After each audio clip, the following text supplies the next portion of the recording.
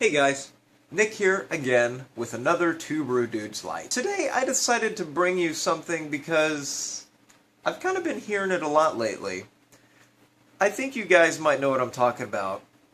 Eric, just about almost every other episode saying how amazing Anderson Valley is, Anderson Valley this, Anderson Valley this. Oh, the Anderson Valley Hop Otten is the best IPA in the world. Well, I've tried it, and it's pretty good. But I did see something that piqued my interest from Anderson Valley. Anderson Valley's Barney Flats Oatmeal Stout. You guys know, as much as Eric likes IPAs, I love a good stout. And oatmeal stouts are probably my favorite type of stout. So I decided to go ahead and give Anderson Valley a shot at see how well they do a stout. If they do a stout as well as Eric says they do an IPA, this is going to be a damn good beer. Bye guys, thank you. Have a great night.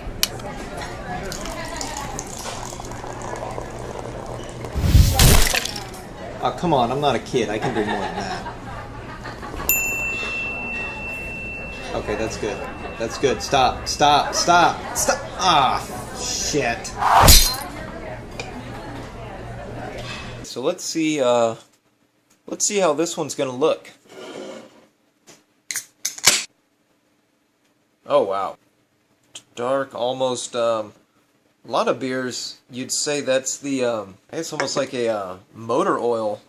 I mean, it's dark, almost black, but there's a little bit of reddish brown to it. Very close together, clinging bubbles. I did read it has kind of the head's a little light, but I mean it's a stout. Some of the stouts have fine bubbled lacing, but not much on headwise. I'm not picking up a ton of smells.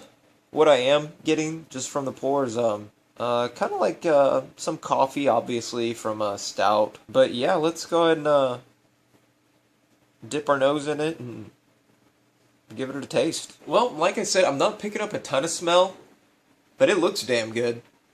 Let's go in a little closer.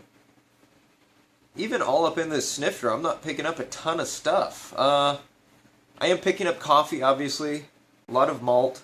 Not much chocolate. I know a lot of times you smell chocolate or cocoa. Kind of not much in the smell department. So let's go ahead and bypass that and just go straight in for a taste.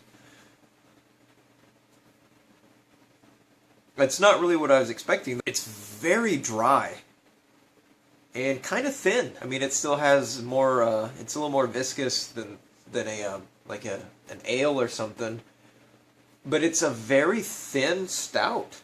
It's not very creamy either. I guess that's because it's so thin. The flavor is really good though. It's very subtle but good, which kind of almost makes it better. Not so much smoky, but it does kind of have a roasted taste. That's probably why it's so dry. Like, you really feel the dryness in the back of your mouth. Obviously, you're not going to be pounding stouts during the summer, but if you were to, this one isn't going to quench your thirst. Maybe that's why Eric likes their IPA so much, because it is a very dry one also. I've had it. This is only about 5.8 ABV, so you're not going to get too much party time out of this one. Stouts you kind of just enjoy anyways. I don't know very many people that go out and session a stout. But yeah, it's a very good stout. I mean, it's a full-fledged stout. It's good through and through. A little thin for a stout. Very bitter. Not bitter. Very dry. My one complaint with this beer, it's an oatmeal stout.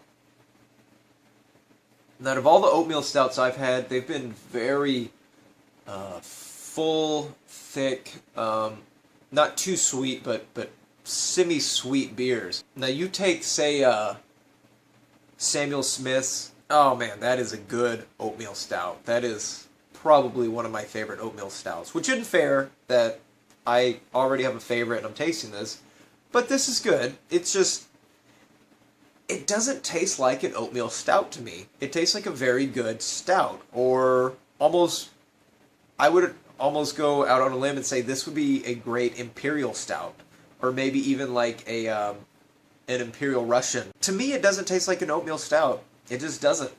Go ahead and check us out on Facebook at facebook.com/2brewdudes.